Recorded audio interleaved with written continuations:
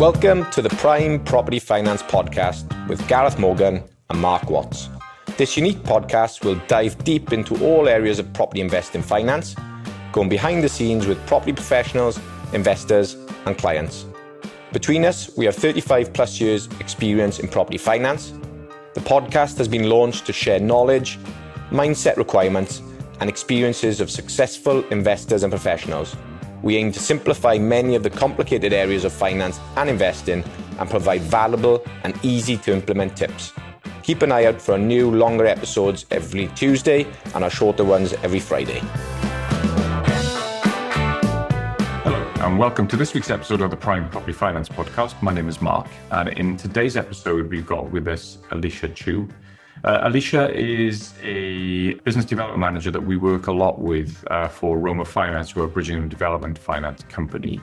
And we spend a lot of time having a chat around what goes into a deal, what the thought processes are, valuations, solicitors, and also what happens when things don't quite go to plan. So loads of stuff covered in this episode. Check it out, have a listen. Hopefully you'll learn tons. And any questions at all, you know where to find us in the show notes. Hello and welcome to this week's episode of the Prime Property Finance Podcast. My name is Mark and in today's episode we have Alisha Chu. Alisha is from Roma Finance. We do a lot of work with Roma in terms of bridging and development. So great to have you guys on the episode this week with a view of obviously talking a lot around the lender's perspective on what they see from a deal perspective on that front. So hi Alisha, welcome. Hi Mark, thanks for having me. So Alisha, we've obviously had a bit of a chat prior to this and we speak a lot around other cases and so on. And we'll come into bridging and development finance in a bit. Do you just want to introduce yourself and give us a bit of a background as to how you ended up in this space? Yeah, absolutely. So I'm Alisha and I actually came into this space probably about 7 years ago. So my first ever job was actually for a packager. And I used to work there for about 3 years. They predominantly did a lot of buy-to-let, but they also did do a bit of bridging and a bit of development. So from early days, I kind of understood a little bit about those finances. I wouldn't say too much. And then I went into second charges and alongside I was studying to be an accountant and then realised accountancy wasn't for me. And I came into Roma really by it was a happy accident, really. I was looking for a new opportunity, started off as sales support, and then 3 years later worked myself up to senior BDM, and here I am now.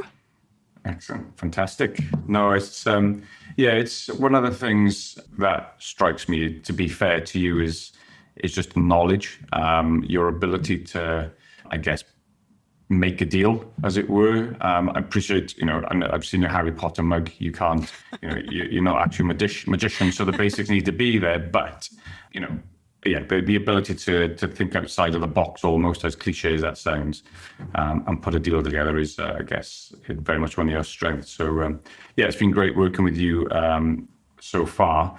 And hopefully ongoing as well. And likewise, Mark.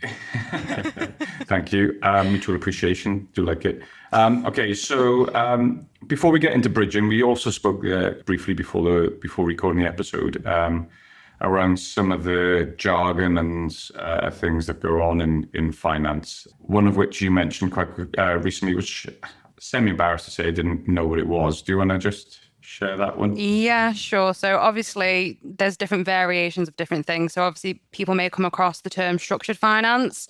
It's just development finance. It's nothing fancy. It's just another word for development finance. And I come across it all the time. Even on emails, I'll get new jargon that I've never seen and you're asking Google, what does this mean? And to this day, there are some things I don't know what they mean. Sometimes you just got to pick up the phone and ask, what is it you're actually trying to say here? Yeah. I think that it's a symptom of the industry, unfortunately, I think, whereby I don't know what it is that some people like to make themselves sound a bit brighter than they are and use certain jargon. I don't know why, but I think the reason I bring it up jokingly is that the unintended consequence of that is that clients think it's more complicated than it actually is by us using particularly long words to describe something that's fundamentally quite straightforward. It can be often quite daunting for the client where it doesn't really need to be. And I think we just probably need to be a bit better at that as a sector. No, I can completely understand that, especially for maybe borrowers out there who are new to bridging. They don't really understand the bridging world. It can seem quite daunting if obviously a lot of the language that's being used is overcomplicated when it doesn't need to be that complicated, I suppose. Yeah, I guess there's a counter to that as well, which I know that some people, when you look at GDV versus done up value, I know whether you call it snobbery, call it what you will, but I know some people who really roll their eyes when they hear the words done up value as opposed to gross development value, GDV. It implies that you're a little inexperienced if you're not using the correct terminology for things. So I understand why it's there. I just sometimes think the hand is overplayed a little. And sometimes we're trying to overcomplicate things when they don't need to be. So Yeah, and I understand that as well. yeah, that's interesting. So I guess the takeaway from this is, we try and keep things as simple as we can. So that's what we'll aim to do today to the best of our ability. Sometimes, yes, things do get complicated, but we'll try and keep them as simple as they can, as they say. And with that being said, let's move into what Roma is best known for, which is both bridging and development finance. So do you just want to give us a quick overview of what is bridging, and then secondly, what is development finance? Absolutely. So both bridging and development finance is short-term finance. Bridging is predominantly more used for your purchases, your refinances, or if you own properties already and you're looking to capital raise for whatever purposes. Obviously, every lender is going to be different in terms of what they're happy to support in that capital raise. So your bridges are more used for, like I said, purchases, your capital raises, your refinances. And then you've obviously got your development finance, which will have more layers to it than a bridge. So with your development finance, it could be anything. Again, it could be a mixture between purchases and refinances, but there's going to be a drawdown facility attached to that loan. So whatever the scheme is, whatever works they're looking to do, there's obviously two parts to the loan. The first part being what the net advance is going to be used for on the day of completion. And then post-completion, you're going to have a drawdown facility that's going to be there to help, obviously, support the build to completion. Yeah. Okay. No, that makes sense. So we've done an extensive episodes of this on here. So if somebody wants to do a deeper dive in development finance, it's new to you, then, I reference other episodes that we've done because that's not what today's episode is about so much, so you can find the detail there. But just at a very high level is development finance will obviously help fund the refurbs and the purchase, whereas bridge is primarily, it is just purchase or refinance of existing assets. Yes. I guess. So we're not looking on bridging, we're not looking at its future value, we're looking at its current value. And then with development finance, we're taking into consideration its future value. Yes, there's more things that you've got to look at with development finance. Like you've said, it's the current market value, it's the GDV, it's the cost of works. And obviously that's all going to get verified by the MS, and this is where numbers really do have to stack up. Yeah. MS? What's MS? Sorry, monitoring surveyor. Yeah, no. So again, just for clarity on that point as well. So depending on the size of the scheme, I think it's fair to say. So if you're spending, say, north of 25, 30,000, then you as a lender are clearly going to keep an eye on where that money is being spent because the risks to you guys of not completing the project on time, on budget, etc., are substantial. So that's where they will sit in, and they will make comment to make sure the refurb costs are in line with what the schedule of works are ultimately saying, right? Absolutely. So when we obviously appoint a monitoring surveyor, and we do for all of our loans that include drawdowns where we're funding the works, the monitoring surveyor is obviously there to help us as a lender and help the borrower as well to make sure that the scheme is on track, it's on budget, and they're going to be there throughout the whole build, that if there is something that may come up or it could be a potential issue, all these things get flagged as early as they can. So we're there to help the borrower overcome these issues. Yeah. And that's a great point, I think, one which is often missed. Yes. By us as brokers, also definitely by clients, is that these are just not unnecessary expenses. It may feel like that when you get quoted and you've got 5 drawdowns, plus you need to have the monitoring surveyor in at, say, £1,000 a drawdown. I'm making these numbers up. It can often be perceived as a cost. And you're right, it is a cost. However, it is there to protect both borrower and lender to make sure that the scheme isn't getting wildly out of hand and so on. So, point well made. The same comes to valuations and so on. As much as we can complain about them, if they don't go our way, then ultimately it's there to protect all parties involved as an independent position on that. Okay, fab. So that's bridging and development, and that sort of summarizes what it is. What I'm keen to understand then is from a lender's standpoint. So let's assume there's no broker involved and a client just comes straight to you guys, okay? What is the process, or what are the first things that you look at when somebody picks up the phone? So you've just gone, hello, it's Alisha. I want to borrow some money. What is the thought process that you go through when you start that conversation? So there are, I think for me personally, there are key things that I'll look at first. And obviously it's going to follow a timeline. I think first, understanding who that borrower is. So understanding their background. Are they an experienced landlord? Are they experienced by trade? Have they done projects for themselves personally? Understanding their background, and then obviously then understanding the numbers, because if the numbers don't stack up day one, it's kind of already a non-starter. So long as the numbers stack up, this is a type of borrower that we do want to lend to. It's then getting more into the details towards the asset. Well, what is it? Are they looking to purchase it? Are you looking to do works to it? Have you done your due diligence behind it? What's your exit strategy going to be? So then it kind of follows that timeline. And then if it's obviously a project that does make sense to lend, then we are then going to obviously consider it. Okay. Yeah. So, a lot of things need to make sense before we get to the position where you're instructing valuations and completing it and so on. So if I could just go through some of them in a bit more detail then, and I've got them written down in sort of that order. And this goes back to my HSBC days as well, was doesn't matter how good the deal is, it could be the best deal you've ever seen. Ultimately, if you're not comfortable with the person, then it just doesn't, it's a non-starter. Okay, so 100%. We're in a world where computer says no and all that sort of stuff, and that is very much the perception of borrowers. And in some instances they're right, but certainly in the world of bridging and development, that couldn't be further from the truth in many respects. So it is very much a relationship-led business. The numbers have to make sense, of course, and we'll come on to that in a sec. But if you can't get on with the client, or if you're being misled in any way, so for example, we've had instances where the client hasn't been wholly upfront about what's going on. It's not that, and often it's not a case of they're deliberately lying. They just think it's something that the lender is too afraid to tell the lender in the first instance, so holds it back, thinking, if they find that out, they won't do it. Well, actually, that just makes you look like you're not very transparent about what you do. And have you had experience of people innocently making themselves look like they're unpresentable? Yes. So we've come across many borrowers, and I think you kind of hit the nail on the head. I think for the most part, I wouldn't say it's people are purposely trying to be avoidant. It's more the fear that if we know the full story day one, we may decide not to lend, which is not always the case, because as the lender, we are most likely going to find out the full story straight away anyway. And we don't look at it as a transaction. We look at it as a partnership. So if the trust is already there, is not there day one, you kind of already kind of started it on the wrong foot. And that's not really how you want to be going into a business partnership.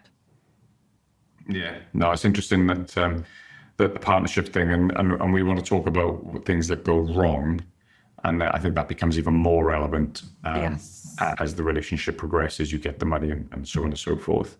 Other things then, which are probably more factual than, you've dealt with enough people to know whether and get a sense of the type of person that you're dealing with. So we certainly do as brokers for sure. But there are things such as credit history, which is clearly going to play a part. And whilst I appreciate you won't see that until the application formally comes in, there are some signs and red flags. If that hasn't been disclosed up front, then the question is, hang on, why? Yes, exactly that.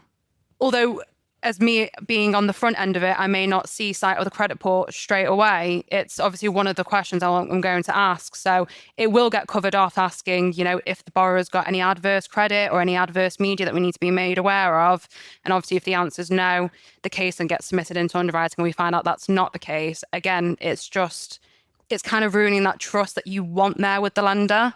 Because I imagine as well that the borrowers that are coming into the space and are looking to use bridging and development finance, they are probably looking for lenders to act as their partners. So you want to make sure that you get it right.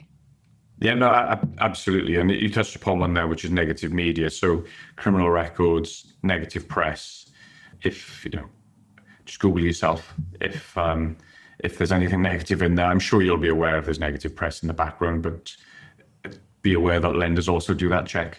And it's a reputational thing that will be considered. And that's where I come back to the person rather than the deal at this point. So all of that gets into consideration in the person itself. Over and above. Experience is an interesting one because experience is a sliding scale depending on the size of the project that the person wants to undertake. So if they're buying a 2 up, 2 down, giving it a lick of paint to put a new bathroom in, they don't need to have 15 years construction experience, etc., etc. Whereas if somebody is converting a commercial unit into 75 flats, clearly doing one flip is not going to get them the experience they need to tick that box. So on that basis, what is it that you're looking for in terms of experience? What are you trying to understand from the borrower? It really is case dependent. And it's like you said, it depends on the scheme. If it's going to be a light refurbishment, then no, they're not going to need 30 plus years experience and have had to done 20, 30 flips previously. It's understanding at the borrower's current capacity, can they take on the scheme that they're hoping to do? And have they got the back, basically the history to show that? And can we see it? So obviously, we lend to all different types of borrowers. We're obviously lend to the experience, the people that are experienced by trade, but may have never done it for themselves personally. It could be landlords, but have never done development projects before, or just people simply coming into the space and it's their first investment property. So obviously, if it's on the more smaller stuff, the lighter stuff, and it's people getting onto the property ladder and they've got the funds there, then it's something that we could look to support. But obviously, with your bigger stuff, your multi-unit ground-up schemes, like you said, your commercial converting into resi, it could be 70, 80 units. Those are the type of schemes where we're going to need to see that the borrower's experience, because they're bigger and it comes with a bigger risk. Yeah, exactly. So on the development side of things, and we'll come on to the numbers in a second, is they've presented you the numbers, and the bigger those numbers are, the bigger the risk. And I guess from an experience perspective, you want to know that they can deliver the project within the quoted refurb cost, development cost, within and achieve the GDV. If they don't complete the project, then that GDV is an irrelevant number. And absolutely, this is where things start to go a little south, should we say. So, it's the experience and how credible are you that you can deliver the project you say you're going to deliver, I guess. Absolutely. Yeah. So I think with the development as well, it's actually understanding as well who their team is around them, because it's going to be that individual and the team around them is a combined effort to get that deal completed and get that project completed. So we will actually look into, obviously, who the build team is, who they're using, are they credible, are they established? Because these are all really important things, because they're also going to be the driving force behind the scheme as well. Yeah. No, absolutely. And we emphasize this back to, and as I say, the sliding scale is the bigger the development, the more due diligence that ultimately goes into it from you as a lender. You'd like to think the more due diligence goes into it as the borrower as well. As a sort of an analogy really being is, because people often say to us, well, it must be hard work doing the larger deals. And you will actually know it can often be the other way around, in so much that you have to have given it a lot of thought when you want to borrow £2 to £3 million worth of capital from someone. If you want to borrow 50,000 in the grand scheme of property, it's still a lot of money, don't get me wrong, but in property terms, there's not very much at all. And almost anyone can ask for 50,000, whereas you've got to be someone to ask for 2.5, 3 million. Yes. I think here at Roma, I wouldn't say that the due diligence that we do behind, let's say, £100,000 loan and what we would do for a £2 million loan is there or thereabouts the same. I could suppose what you could argue is that what you said, it's the type of person that's asking for a £2-3 million loan. And that's what really matters. Not saying that if a borrower approached us for a 200 grand loan, it doesn't matter.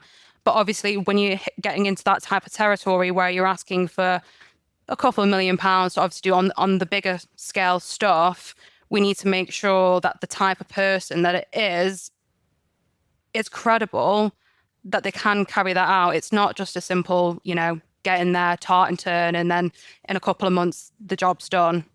Yeah, no, and that's the bit really that I just want to get across from the experience side. I think it's relative to the project that you're undertaking, really. So, we get a lot of people saying, "Oh, I've done this. Will that lead me to it?" And they're incremental steps rather than one massive jump to the next one, really, is what we're looking at. And if there is a gap in your experience, you can backfill that with other outsourced experience, really, through architects, builders, and all that. Okay, fabulous. So that's the person. Then we move on to the numbers. So what is it about the numbers that you kind of need to get out there straight away? So the numbers are obviously, if we're looking at more towards the development finance, is obviously understanding, are they purchasing at market value? What is the purchase price? Does the market value differ from the purchase price? The cost of works, does that include contingency? Does it include professional fees? And obviously the GDV. So normally what ends up happening is at inquiry stage, the numbers that I see tend to be very different by the time the deal then materializes and we actually got the finalized costings. Is making sure that the numbers stack up in the sense is, if they're looking to sell it, is there enough margin there for a profit? Have you taken in consideration that there's obviously finance costs? Because what we like to do at Roma, and you probably would have seen it yourself, Mark, is when there's two types of terms we send out. One is a quick quote. So that just basically enables us to get the numbers out really fast. And if the borrower wants to go ahead, then we'll look to issue indicative terms. But on our quick quotes, we give a figure on there, which is the estimated repayable on redemption, which is the figure that we're estimating early stages that we think this is what you're basically going to owe us by the time you've taken all your drawdowns and all the interest that has basically been rolled up into the facility. So it's important for borrowers to make sure that they don't leave anything out. They've included a contingency, that they've accounted for everything, that by the time that they come to repay back the lender, plus any money they've had to put in towards the deposit, is there a margin enough there for them to basically see a profit to it if they're going to sell it? Okay. Yeah, no, that makes perfect sense. And so what we tend to see a lot as well is, especially with people who are looking to do their own projects, is they'll take out the profit margin out of the bill of costs. So, and then run it and say, oh, well, my profit, that will inflate the profit of the project because obviously they're not paying themselves, as it were. However, there's two schools of thought to that. It'd be interesting to get your get your view on it. Is, as a lender, if you had to step in to a project to get that finished, you will have to pay the profit margin at 20%, let's say, in this example. Therefore, you have to factor that in because you aren't going to physically get on the tools and finish the project. However, on some of the smaller stuff, that is less of an issue because, yeah, we get it. It's someone just, as you say, a tart and turn, as you call it, is just getting in to do that. So therefore, we can probably get away with not having that margin in there. So, and how is that present? How do you see that as a lender? So it's actually something we see quite a bit of because obviously, like I said, we lend to quite different borrowers. There's people that are experienced by trade that they can obviously get materials much cheaper. They can do the labor themselves. Like you said, they're not going to be paying themselves. As a lender, I think what's important for borrowers to understand is that if they decided halfway that they were no longer going to do it, something went wrong, we're not getting it at those market prices that they are. So when the monitoring surveyor comes back and it says it's X amount and it's higher than the borrower's costings, it's essentially kind of an eye-opener for us that if this project went wrong, these are the type of costs that we would have to look at. But that's not always to say that's exactly how we're going to structure a deal. Like you said, it comes back to the type of person they are. What is their basically background? Have they done this before?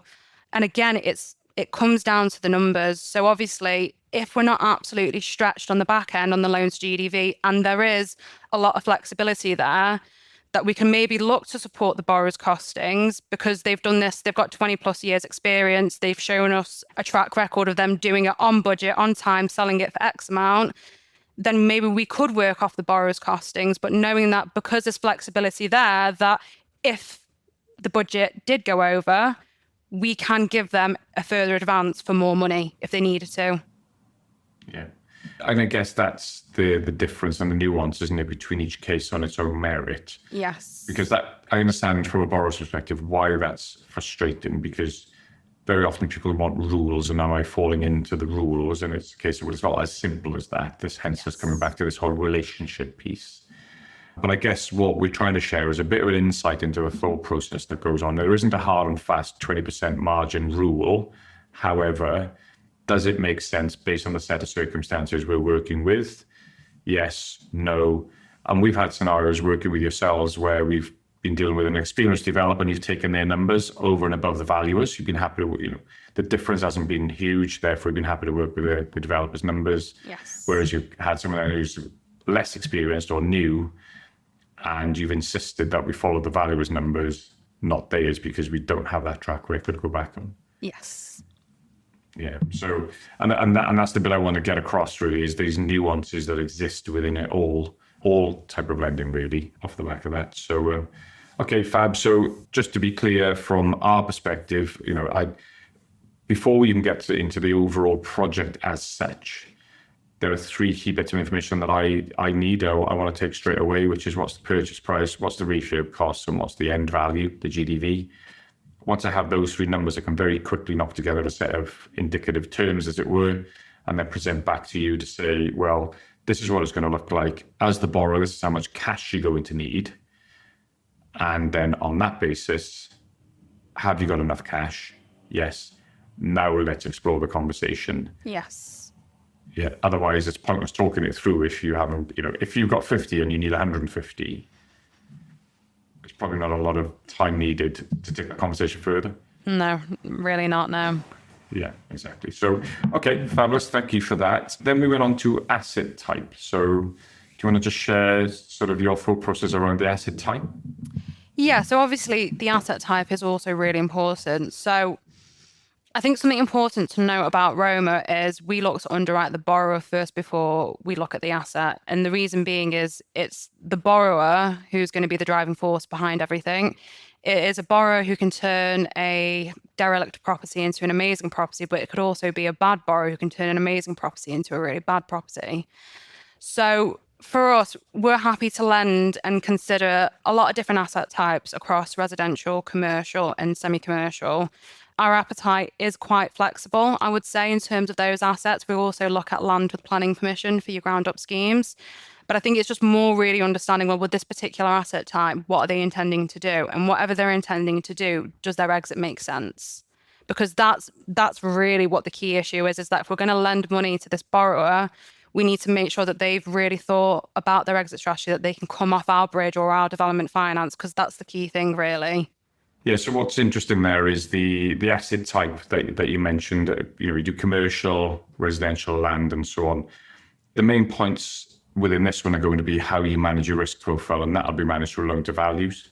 So, for example, you will do 75% LTV on resi versus maybe 65% off the back of commercial land, maybe less or what have you. I don't know what the published LTVs are, but it's really important to understand as the borrower, if it's a simple 2-up, 2-down house, you'd probably be able to leverage that quite a lot. If it's a more unique asset, it's a commercial office block you're looking to convert into flats, and there's a lot of planning and everything else that's got to go into it, then you are going to manage risk by making sure that there's more cash needed from the borrower to make sure that there's enough margin there, because the room for error is far greater on the more unique the asset becomes. Yeah, absolutely. So for your standard construction residential house, us, like most lenders, will probably be at 75% loan to value. And obviously, as you get more towards, your mixed use space, your commercial space, that loan to value is going to decrease. But other things that could also impact the loan to value, even on the residential side, is actually understanding, well, is the property made of non-standard construction? Because some exit lenders may not like the type of construction that they may struggle to refinance. Is there a flying freehold, or is it a very short lease that somebody's got. So it's all these things that could actually impact the loan to value and how the lender may see that as a risk. Yeah, and therein again lies all the nuances it's with. So, if it's a house, more often than not, because of the shortage of housing, you're going to find either a buyer or a tenant, convert it into buy-to-let or whatever it may be. As you start to meander away from that, it becomes more complex and there's fraught with a few more issues off the back of that. So, yeah, the asset type is certainly really important. We spoke about the exit strategy. Again, a huge part, which perhaps doesn't get the attention it deserves. I guess I know that Roma can also provide an exit solution, albeit that's not the primary objective. The primary objective is to get the money back in, but you do have a sort of fallback. Well, I position it as a fallback. Rightly or wrongly, I don't know, because of the way it's priced and what have you. But it is still a get out of jail card, so if it doesn't quite go to plan. And it's true, I don't know, you can't find a home for that loan for any reason. So that's quite comforting as well from a Roma perspective. No, absolutely. So I think obviously Roma's objective is to provide end-to-end solutions. So we're in the bridging space, we're in the development finance space. We've just recently come into the buy-to-let space, and it's something that our proposition obviously in the new year is going to strengthen with new products to come out to help our existing and new borrowers. But it's a good thing to have, because obviously if we can exit ourselves, then we know that's obviously going to be an option, and that's something that will weigh up in the review. So it's a good thing for borrowers to have there as well. Yeah, and the issue with bridging that I see is it's not the issue with bridging. It's the issue that borrowers may find is that it's short term in nature, and most problems require time to fix them. Yes, cash, I agree, but invariably time fixes a lot of things. So, but the problem is with the short term facility, you just don't have the grace of time to go with you. So I use the example of a buy-to-let purchase that wasn't perhaps great 15 years ago is probably a nice little investment property now, because the values have gone up, the buy-to-let mortgage, so there's equity in it, the rents have gone up and the mortgage payments haven't. It just all looks quite attractive now, but 10 years ago it probably wasn't great, or wouldn't have been great. You haven't got that existing bridging. So the fact that you can push it on to something that is longer term, perhaps sit on it, let the market do what the market's going to do, hopefully go in your favor, and with a view of right now I can turn that out into something different rather than sell it and then find yourself not getting the objective that you're after. So a couple of topics then as well, which are very close to our heart: valuations. There we go. That says it all. So yeah, valuations. So we were at an event last week with one of the co-founders of VAS Group, VAS Panel, and he was sort of coming back saying that the disparity between the values quoted in applications versus the actual values that were coming back from the value was roughly 14% difference. But bear in mind that is across commercial, residential, buy-to-let, remortgages. There's a whole thing there. I'm sure there are ranges within that as well. What are you sort of seeing in terms of valuations coming back and how different they are to what's expected? At the moment, I would say it's going to be a mixed bag. And the reason that it's going to be a mixed bag, obviously for those reports that have come in not to the borrower's expectations, I think there's two. The main reason behind it really is that their figures day one just may not have been correct. So it's obviously you got to look at your sold comparables in the area, what's, similar to that particular scheme or property that you're looking to buy. It's something that as BDMs and underwriters at Roma, we all look at obviously when we're looking at the details within it. And if the GDV that's being presented to us doesn't really yet support the comparables that we can see in that area during the most recent years, it's something that we voice. And sometimes borrowers will go back and they may relook at their numbers, and sometimes borrowers will say, we're confident that, these numbers that we've put forward are the correct numbers, and it really is down to for the surveyor to comment on that. Something that I've noticed more in the wider market that I would say is that a borrower's really got to do their due diligence behind a lender and for what type of reports they're going to be requesting for. and what figures a lender is going to base their numbers on.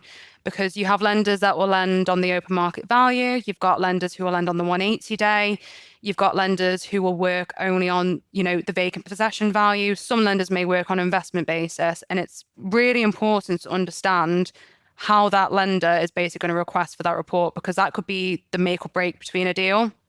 And it might not be something that a borrower may be aware of day one to ask, well, what are you going to be basing your figures on, and how are you going to be requesting for, a valuation report?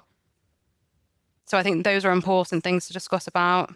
And I'm glad you bring up I've got it written down here, the OMV, my turn, or the open market value, 180-day value, the 90-day value. It's a bit of a pet peeve of mine where the lenders are not transparent about which valuation report they're using. So again, we've done episodes on this. If listeners want to go and look back at the previous podcast, we've spoken about this at length. But just really quickly, open market value is if you had the property on the market and there was no time pressure to sell. It was just sat there forever until somebody bought it.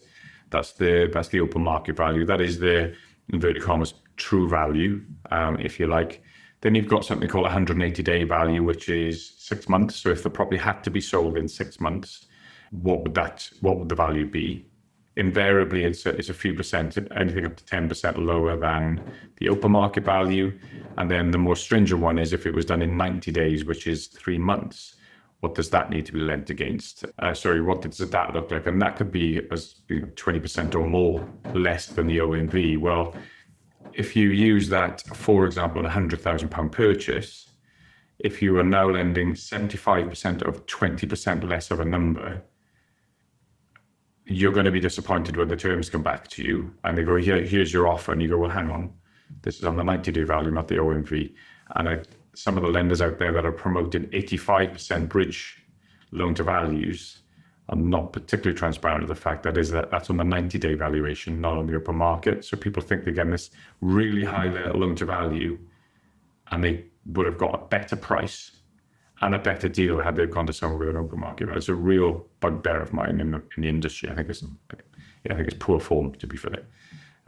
So anyway, that's my rant over. So yeah, when it comes to valuations then, and understanding what is being valued, so not just the asset, but how the instruction is going to be issued is fundamental to it. Otherwise, you're valuing something that's just not good. It's just not going to come back, and you would have forked out $3,000 sometimes to figure that out. Absolutely, it's just so important to do your due diligence day one. Yeah, 100%. So look at that. Then what is it you're valuing? Does the valuer support does the lender support the type of valuation that you're going after? So it's not the value. What's important to note on this point, this is not the valuer's problem or fault. It very much depends on the instruction that you guys are ultimately going to give to the valuer. Yeah, the valuer will just answer the instruction.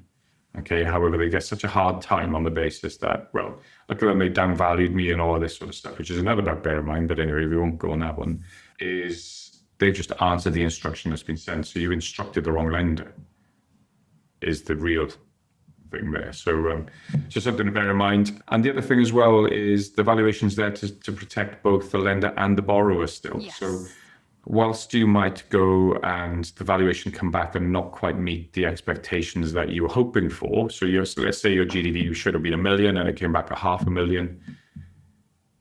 That should be enough to stop you in your tracks and really assess what you think of this. And you might have done your due diligence, well, you would have done your due diligence and what have you, but the valuer is the professional. They've gone through risks. They haven't just turned up and started valuing stuff. They've gone through training and all sorts of things. They've got a qualification. I'm not saying they're always right, but if you're going to listen to someone, you probably want to start listening to them. And yes, I've had someone that I've contested and so on and so forth. Yes. So that's something to bear in mind. What are you valuations being contested? What are any feedback on that? Whether it's gone well or not well? What's your thoughts on trying to argue with the valuer?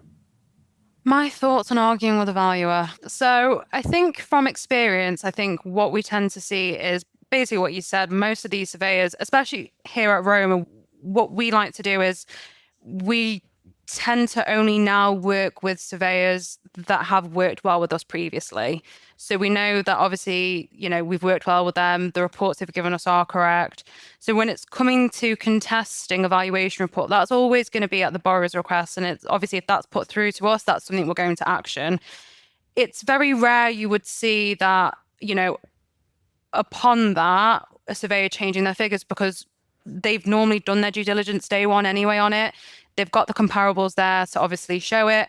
I think sometimes what may have happened is, when the borrower is providing access to the surveyor, and sometimes the surveyor may reach out to the borrower for the costings. Usually it should come from us as a lender, but we have seen it on occasion where they'll reach out to the borrower, get the costings, where it may have not been the correct costings or it wasn't finalized. So when they've based their residual calculations on it, it's not ended up being right. So there has been times where we've gone back and gone, well, actually, this is incorrect and that's incorrect, and this is actually the correct version. We may see figures change slightly then, but contesting it, I would say, unless you had a very, very good, solid argument and you had comparables and you had evidence to back it up, then it'd be worth doing it. Obviously, if it's based on a hunch or because somebody at the pub said, no, it should be going for X amount, not this amount, my mate sold it for this, that's just not going to work, unfortunately. Yeah, and it echoes what we see as well in so much, and this isn't just for bridgings, for mortgages, it's for anything where valuations are involved, is we have successfully had valuations amended, but that's because there's been a material error in it, which Yes. people are, not everybody's perfect and their mistakes can happen. So please, if you can, just read the valuation report. That's a message to the listeners. Just make sure you have a read of it, and there's nothing material that's been missed out in there. In this particular one, I think it was something like 80 square meters missing in the actual calculation. So it obviously made a material difference to the valuation. If you're just arguing over comparables used, Yes. then that conversation isn't going to go very far. A couple of things I think valuers can do to help themselves, which is not leave the property saying this stacks up all day long and then put a report in that's 40 grand less than the figure you were discussing with the valuer. That doesn't help our case at all, because you usually get a client go, oh, that went really well. He said it's going to work all day long. And lo and behold, it comes in different. So that doesn't particularly help. But I understand why valuers do it. They don't want the conflict there and then with someone. I get it. But it's not particularly helpful. And then valuers, for me, that really stand out as good valuers are the ones that if we do push a question back, we get timely responses and we get rationale. Yes. That helps us, because we've just got to communicate that back to the client, right? So help us help you by getting an answer back to the client that makes sense. Yeah, it's really about working with surveyors that are coming back to you quickly and are communicating well, because that can make or break a deal as well. Because obviously, if you've got a valuation report and you're contesting it, or obviously as a lender, if we've got further questions and we need further clarity on certain points raised on that report, and say you press up against the clock like an auction purchase, you need everyone involved to be working very quickly on it. Yeah, absolutely. Something else that people can do to help themselves, I suppose, is obviously we get a list of VAS, we go out to a VAS group who are a panel manager for valuers. We will get a list of acceptable or people who've quoted for the work. There's nothing stopping the borrower from reaching out to the valuers on the list and saying, like, this is the scenario. What are your thoughts? And, this is the numbers I'm looking at. This is before I go instructing. Now, there's a limit as to what they will tell you, absolutely. But you can have a sensible, grown-up conversation with somebody, hopefully first as last, to see whether am I in the even ballpark? Am I on the same planet as the numbers that I'm talking about? So it's worth doing that as well before you just jump to the cheapest one on the list and go. Absolutely. I've seen this as well before. So obviously, when we present valuation quotes, we can present valuation quotes that we may get from panel. And something that we've just recently done is that we've got our own direct surveyors list that we work really well with. But what we do is we like to present the borrower with a lot of options, because obviously the more options you've got, the more opportunities you have. And something that I've noticed is that sometimes borrowers always go for the cheapest, but the cheapest is sometimes the one with the least amount of availability or has the longest SLA for a report. And if you press up against the clock, sometimes the cheapest option isn't always the best option if it means getting the deal done. Yeah. No, I hear you completely. I think, I appreciate it can be, if you don't know the valuers, it can be a bit of a lottery as to who you pick. And even good firms have bad people and bad firms have good people, right? So it depends who you get and so on and so forth. But picking up the phone to them, I think, is just, especially if the numbers can't budge, there's no slack in your numbers, it doesn't work any other way other than this, just take that time to have a chat with them. Some valuers may not be responsive. That probably tells you everything you need to know. The ones that are responsive are probably the ones you want to engage with, right? Yes, so, exactly that. Yeah, so just trying to help yourself a little bit with regards to that. So I think that's enough on valuations, because again, we can talk forever about valuations. The bane of our life, but in a good and a bad way at the same time. Solicitors is another topic as well. Probably sit in the same camp as valuations. And I say that on the basis that everybody likes to blame the valuer, everybody likes to blame the solicitor. I think that's harsh in many respects, although I have some working examples of where that isn't harsh. So what are you generally seeing around the solicitors, and what are the learnings that you would want to share with people around solicitors and bridging and development? I think the message that I want to share with solicitors will probably fall with the same with the surveyors and who they surround themselves with, the whole build team, is that whoever you're choosing as a part of your team, whether it's your builder, it's your solicitor, you need to make sure they're right for the job.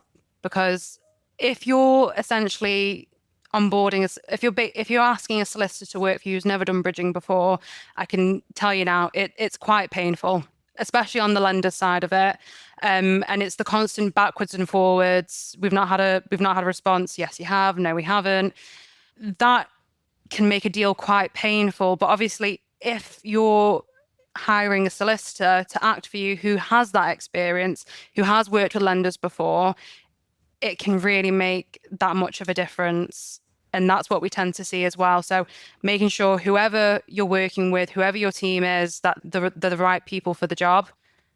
And again, sometimes the cheapest option may not always be the best option in any type of avenue. Yeah, and we see that quite a bit where people have got a stronger relationship with a solicitor. Yes.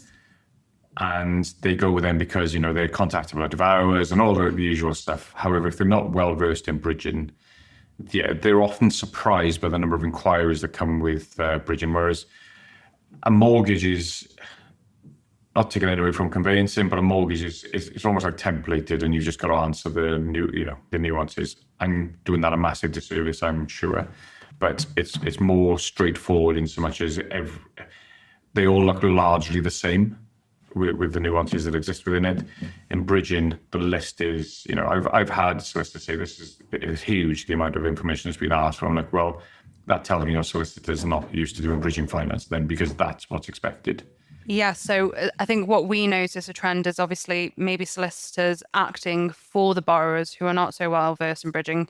We tend to see a bit of pushback. Like you said, it seems to be a lot of questions you're asking. Is this really necessary? Is this really relevant? Even though it's part of the standard requisitions. But what I do want to say on the flip side of it is that with the borrowers that we do have that have really strong relationship with their solicitors who are well versed within that space, we've seen those deals work really well.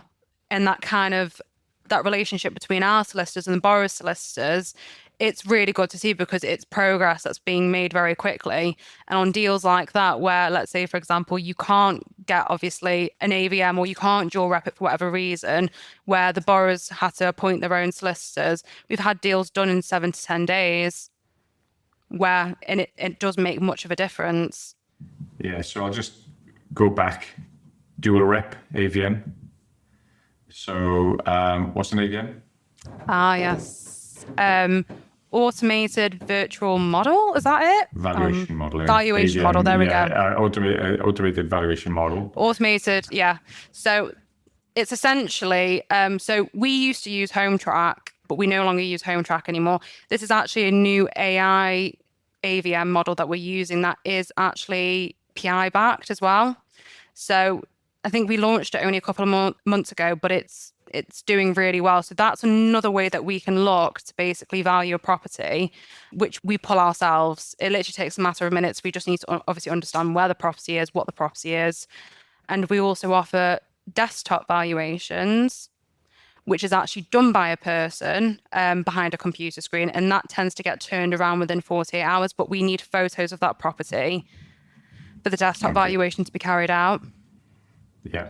Okay. Something else you said there is PI backed. So that's going to be professional indemnity. So all valuations and valuers and solicitors and financial professionals such as ourselves have professional indemnity insurance, so that if we do something wrong, there's recourse back to whomever it is we're providing the service to. I guess to you guys, it's if that valuation number is wildly out, as in lower than expected, when you come to realise the asset, if in the event that you should ever have to repossess, you can claim against them for the difference because you've lent based on what they've told you, not on that. And then the dual rep one, which was the solicitor one. Dual rep. So in the scenario of solicitors, do you just want to explain the dual rep versus single rep? Yeah, so there's single representation and there's dual representation. So with dual representation, for how it would work with Roma is that we would obviously pick one of our solicitors on our panel and they would act for both us as the lender and the borrower. So they're acting for both of us. Obviously, single representation is obviously where, we've got our solicitors who are acting for ourselves, and the borrower then will have to appoint their own separate solicitors to act for them. Okay, fabulous. Thank you very much for that. Appreciate it. And then there is one party which we haven't really considered, which can be the thing that stops the whole process, the seller solicitors. So that's exactly what I've got at the moment. A scenario with a client, their solicitors is bang on it. You guys, we're ready to go. We're just sitting on waiting for responses from the seller solicitor. So again, this process only works if all three solicitors, or in the case of dual representation, the two solicitors actually do what they're supposed to do. So yes. There's that absolutely, that as well. So Fab, thank you very much. I think that's all we need to do to talk about solicitors. So the key message here is make sure you've got somebody who is well versed in bridging. You will pay more for that, but trust me, it will save you no end of headache, and it will get the deal done quickly, which is ultimately what bridging is aiming at as well. So there's that to bear in mind. And then we have to talk about it is when things go wrong, because life is life. Nothing's perfect. Even the most experienced developers experience things going wrong.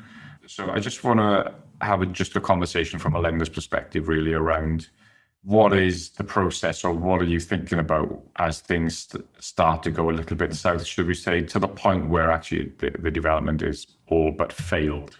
So do you just want to talk around your experience with that? Yeah, sure. So it really is going to be case dependent, and kind of goes back to the message that I said. For any borrower who's looking to work with a lender, you need to make sure you're doing your due diligence behind them. So when things go wrong, the first thing we look at is, well, what's gone wrong and why?